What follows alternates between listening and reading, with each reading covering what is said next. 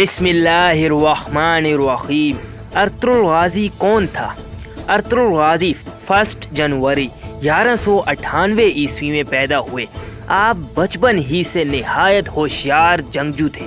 आपका कबीला तुर्की चरवाहों का कबीला था। सुल्तान अरकबल जब जवान हुए तो उस वक्त चंगेज़ खान ने ततारियों की पूरी फौज लेकर तुर्की और इसके एतराफ़ पर हमला कर दिया, मर्दों को कत्ल कर दिया और औरतों और बच्चों पर जुल्म किया। उस वक्त ततारियों के डर से कई कबीले अपने वतन को छोड़कर चले गए और उस वक्त अर्तुगरुल गाजी भी अपने वालिद और 3 भाइयों और अपने कबीले के साथ वतन से निकलकर यहाँ वहाँ भटकते रहे। जब अर्तुगरुल गाजी के वालिद का इंतकाल हुआ तो अर्तुगरुल गाजी के 2 बड़े भाई भी अर्तुगरुल से अलहदा हो गए और कोनिया चले गए और उसके बाद अर्तुगरुल गाजी अपने छोटे भाई के साथ ही रह गए। अर्तुगरुल गाजी के कबीले के लोगों ने अर्तुगरुल गाजी की बहादुरी और कबीले में सबसे ज़्यादा सलाहियतमंद होने की वजह से अर्तुगरुल गाजी को अपना सरदार तस्लीम कर लिया।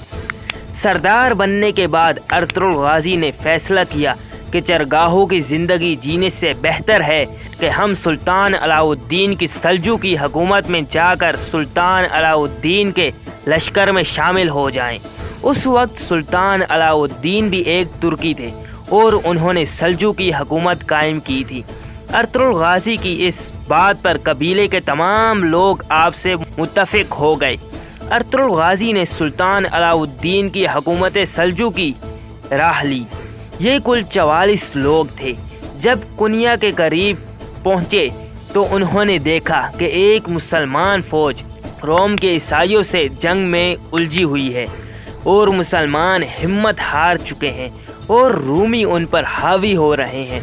अर्तुगरुल गाजी को ये मालूम ना था कि ये किस सल्तनत की फ़ौज है। बस अर्तुगरुल गाजी ने अपने मुसलमान होने की हैसियत से अपने 44 लोगों को साथ लेकर अचानक उस तेज़ी से हमला किया कि रूमी घबरा गए और वो ये सोचने लगे कि शायद कोई और लश्कर आ चुका है और मुसलमानों को किसी से मदद मिल गई है। और यूं पल भर में मैदान जंग का नक्शा बदल गया और मुसलमान हारती हुई जंग जीत गए।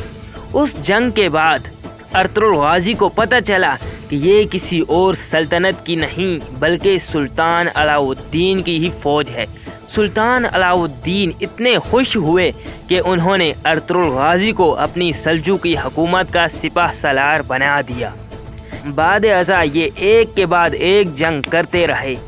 हालांकि सल्जूकी हुकूमत में से ही बहुत से कोतवाल वगैरह जो अलग अलग शहरों पर मुकर्रर थे उन लोगों ने खुद मुख्तारी का ऐलान कर दिया, मगर अर्तुगरुल गाजी ने उन सब को ऐसी धूल चटा दी और आखिरी दम तक ये सुल्तान अलाउद्दीन के वफादार बनकर रहे।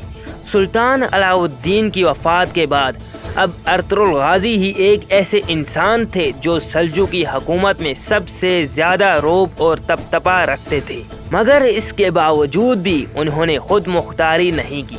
1298 ईस्वी में अर्तुगरुल गाजी का तीसरा बेटा पैदा हुआ जिसका नाम अर्तुगरुल गाजी ने उस्मान रखा, जो आगे चलकर बड़े बड़े फतूहात का मालिक बनने वाला था। और उसी साल मरकज़ हुकूमत इस्लाम शहर बरकात पर हलाकू खान ने हमला किया और मुसलमानों पर ऐसा जुल्म ढाया कि रूमियों और लतानियों ने सोचा कि अब शायद इस्लामी हुकूमत कभी कायम ना हो सकेगी।